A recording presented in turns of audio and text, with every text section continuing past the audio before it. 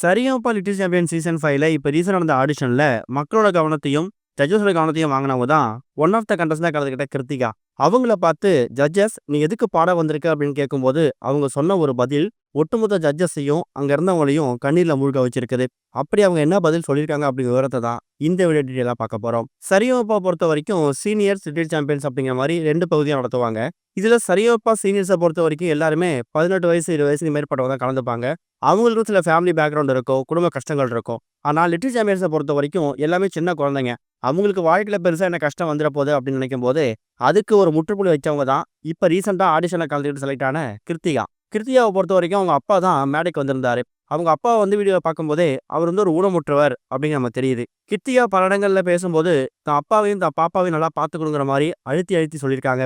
காரணம் என்னன்னா, இந்த சின்ன வயசுலயே அவங்களுக்கு பல வாய்ப்புகள் பாடுறதுக்கு கிடைச்சாலும், குடும்ப சூழ்நிலை காரணமா அவங்க பெருசா வெளியூருக்கு போறதோ, கச்சேரி பண்றதோ அப்படிங்கிறது அவங்களுக்கு சாத்தியம் இல்லாம மாறியிருக்கு. அவங்களோட பெர்ஃபார்மன்ஸ பார்த்துட்டு ஜட்ஜஸ் எல்லாமே சொன்ன கமெண்ட்ஸ் என்ன தெரியுமா?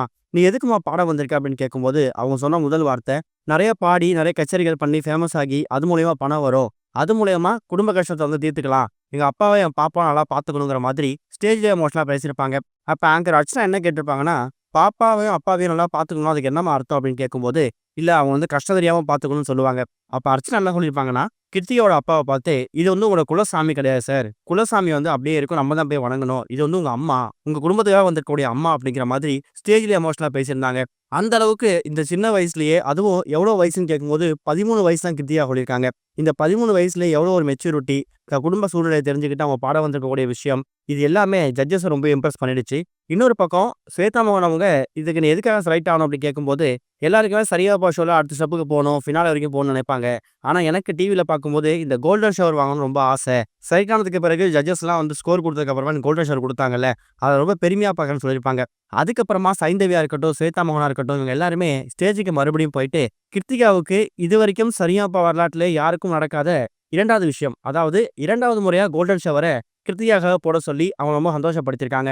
அந்த அளவுக்கு எமோஷனலா பல மூவ்மெண்ட் இப்ப மெகா ஆடிஷன் நடந்திருக்குது.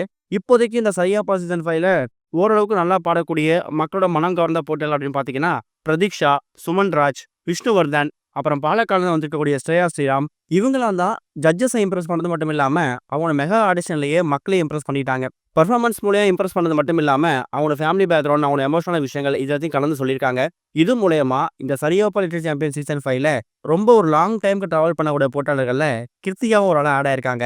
அவங்க அப்பா ஸ்டேஜ்ல ரொம்ப எமோஷனலா பேசும்போது, "ஸ்கூல் டைம்ல எக்ஸாம்ல கூட அந்த எக்ஸாம கான்சன்ட்ரேட் பண்ணாம பாட்டுல கான்சன்ட்ரேட் பண்ணிக்கிட்டு இருக்கா.